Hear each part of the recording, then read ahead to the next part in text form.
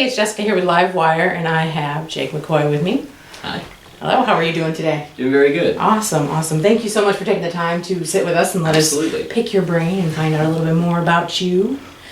So one of the first questions I have is, what is it like to be a local solo artist? It's both fun, exciting, frustrating, and difficult. I can imagine.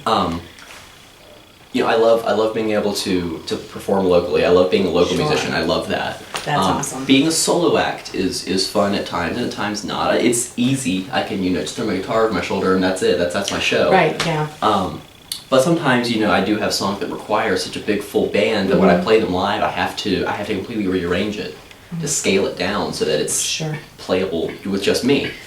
But that doesn't come without its frustrations because it is hard to get off the ground as a solo musician. Yeah. Bands tend to get more recognition. Right. And so if it's just you with a guitar, it is a little more difficult to really gain popularity. So you've really got to try. That definitely makes perfect sense. Now, have you only ever been a solo artist, or have you been in another band ever? I have never been in a band. Really? No, I've played with a couple bands as their guest artist for the evening, and I've done a couple shows where I asked a friend's band to back me up. But normally when I perform like a big show, it's just me and guitar, and normally my dad will play drums for me. That's very cool. He's a pretty awesome drummer. So that's awesome. So how many different instruments can you play, and which one of them is your favorite? Oh, well, I play I'm gonna say over 20 instruments. Oh my gosh. Obviously guitar I think is my favorite, but close seconds are piano and violin. Piano and violin, wow, that's awesome. Who was your music influence when you were growing up? What got you into music? Well, the very first band I ever learned to play was Pink Floyd. That was the reason I wanted to play guitar. Was I wanted to play Comfortably Numb so badly, and so I learned that, and then I learned pretty much the entire Pink Floyd repertoire because and I became like that obnoxious super fan of Pink Floyd. Interesting. And then I started learning more classic rock, and then I played that for a long time, and then Mumford & Sons' Side No More album came out. Oh yeah. And it changed the game. It completely changed the game. But before that, I went from Pink Floyd to Death Cab. Really, I was very Death Cab influenced. And then Mumford & Sons came out, and I started playing with Mumford & Sons, and I started learning these open tunings and these more acoustic style. And that was the big influence for my first album. Oh. But I'd say as it is now, I've morphed back into a little bit more Death Cab meets Mumford & Sons. So it's very cool. It's amazing to see how just one single album can change the outcome of where you go musically, on your journey. Absolutely. Well, when you hear something that's what you want, right? And you're like, oh, that's where I'm trying to go. Exactly. Yeah, I totally understand. So, what was your first concert? As a kid or even as an adult? My first real concert, I was... Promise we won't laugh. 13. Well, no, this was kind of horrifying. I was 13, and a friend of mine who used to play with the Dents, and I can't remember what his band is now, but his name's Eric Hansen, and he's a bass player, and he was having this big party, and he was having a big band, like a huge, classic rock kind of band. Very cool. And someone said, bring your guitar, and I brought my little Fender Stratocaster or Squier Stratocaster, and I went up there, and someone was like, oh, come up here and play, and they got me to play a couple songs. Of course, it was Pink Floyd. Of course. And actually, I played Comfortably Numb, and I can't remember what the one was, and it was me. There was quite a lot of people. There was probably 45, 50 people That's a lot for your first. Oh yeah, and I'd never played in front of any kind of audience. Wow. And now I'm up there I'm 13 years old up there with a band of people who are 45 and up, playing Pink Floyd. That sounds like it was a pretty cool experience. It was awesome. That is so cool. So where do you see yourself musically within the next year? Where do you hope to be? Well, within the next year, I will have a second album out. And hopefully be performing a lot more. And possibly, this is still in the works, so still quite, but possibly an East Coast tour.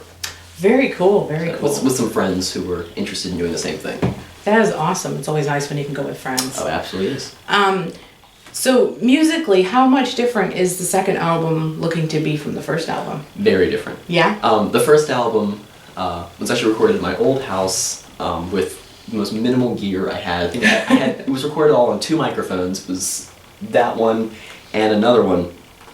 They were with USB microphones going into my MacBook, and it was like a guitar and a violin and that bass, and that was about it. And it was very, very quiet, very acoustic, you know, very mellow. This one is a lot more upbeat. It's a lot more indie rock influence. Very cool. So it kind of takes up the folk rock, or instead of just That's acoustic awesome. folk, more folk rock. It does have a lot of electric guitar in it, which is something I'd missed playing. A lot more electric instruments, organs, you know, that kind of stuff. Right. That's interesting. I'm very excited to hear some of it, you know, at some point in time when it does get ready to come out. So do you have any other big interests other than music? Is there anything else that you're just diehard fan of? Absolutely. I love photography. Really? I'm very, very much an amateur. I have a couple friends who are professional photographers, and I just kind of like to follow around behind them and go, I want to take pictures too. But I love photography, and I have a huge thing for collections. But I love antique medical stuff. Really, like so like I the love collecting. crazy old weird, Oh, yeah. like the stuff you see on The the, more weird, bizarre and strange unique, the pawn better. shop stuff Yes. that comes in. Yes. Yeah. The more bizarre and unique, They the look like better. the little electric shock, like bulb things and And I love that. I love old medical books. Old So- medical books are so cool because you never you look back on and you're like, what were you were they thinking? thinking? I actually How have many a book. people did they kill from this? Oh yeah. You know. I have a book. It's the People's Common Sense Medical Advisor from Oh gosh. 1895. And I have an original release copy of it. Wow. And its big sticking point is to treat these ailments at home. But it's things like consumption, which is tuberculosis, and like cancer. Like treat this at home. treat this at home here. You do it. The plague is literally in there. So, is there any local musicians that you would love to work with? Absolutely. Well, I always love playing with Dustin Furlow. Yeah, he's such a nice guy. You know, I've actually never done a big show with him. I would love to. So if he's listening to this, we should do that. Them or him, Uglyography. Oh, they are so cool. I love Uglyography. Yeah. And I would love to play with either Logan Vath or Bison. Very cool. Very cool. Those are some big names. They are some great people too. So, what's your local favorite spot to play at? Well, I love coffee shops, to be quite honest. That's cool. I love playing It's coffee very shops. mellow. It's very relaxed. It's so much more personal. It is. And you know, every now and then you want to get up on a stage and be like, yeah, are you guys ready to rock and roll? Right, of course. But so often you just, I just love sitting down on a stool. So it's with a guitar. nice to be able to see your audience and really have an interaction with It them. really is. To And understand that they're catching what you're saying and they're feeling you. And Oh yeah. Yeah, that's a big So thing. I love Being There Cafe, and I love A Latte. I don't think we've been to either of those. Oh, they're really awesome. So what advice would you give other solo local artists? Perform. Get out as many shows as you possibly can. Just press as many shows as you possibly can. Play for free, play benefits, play whatever you can, get your name out there. You know, paid shows are awesome. And I'm not going to say that I don't love playing for paid shows because, love that. But there is definitely a spot in which you need to play for free, and you need to just use it as exposure. If you only ever play for paid shows, then one or two things can happen. You're not going to have a lot of shows, or you're going to have a lot of shows where all you play is covers. Yeah. And that's great. You know, people can absolutely love your covers, but they're not hearing your music. Exactly. And so, you know, don't be afraid to play for free and play your music. So. Very good advice. Very good advice. One of the other things, actually two more. Where can people find your music?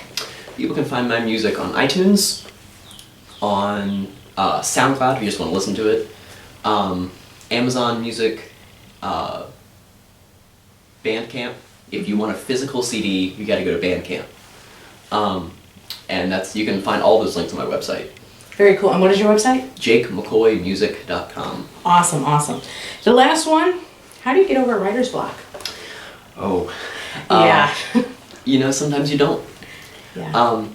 Sometimes Do you ever just have that song where you just have to like put it down and like forget about it? I have so many of those. Yeah. And it's funny, I've actually answered a couple questions about my writing style, and it's something I've always loved talking about. Because my writing style is not, I'm not going to say unique, because I know there's probably millions of other artists who do the same thing. And that is that I like to write from a first-person point of view. I've always admired artists like Lauren O'Connell, who can, look out on the situation and, look in and sing and write these beautiful, these elegantly written, gorgeous metaphors of songs. And but my writing style is a little more in the moment, a little more personable, a little more like just conversation kind of. But so I've had a lot of people ask me what the inspiration was for some of my songs. They're like, oh, was this about you? Is this about this person? Is this blah blah blah? Sometimes yes, sometimes they are personal experiences. Sometimes no. Sometimes one of my favorite things to do, and this is kind of how I get over writer's block, is I will invent a story. This person is doing this and this. And this is how they feel. Exactly, this is and then I'll write situation. and then I'll write the song about that. Like Very cool.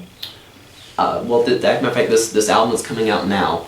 Coming out soon, which is called "The Road from Home." You guys get to hear the first. You guys get to be the first people to hear the name of it. So. Is LiveWire essentially exclusive. is essentially about someone running away from home. Oh. Just packing up and leaving. Saying forget it all. Yeah, and that's I don't even I do remember how I came to that idea. I had just started listening to the Inside Llewyn Davis soundtrack, and I knew a little bit about the storyline. And I was actually walking to a show, and I had my guitar in my bag, and it was like 40 degrees. And I was walking, and I was just thinking, what if a musician just threw his guitar on his back and just started walking, and it stuck out his thumb and just left. Yeah. And so that was kind of the inspiration for that. Very cool. That's awesome. Well, I really appreciate you taking the time to sit down and talk with us today. It means a lot to us, and it helps us to get more exposure for you as well. So hopefully we can do this again sometime. Absolutely. Thank you. Absolutely. Thank you.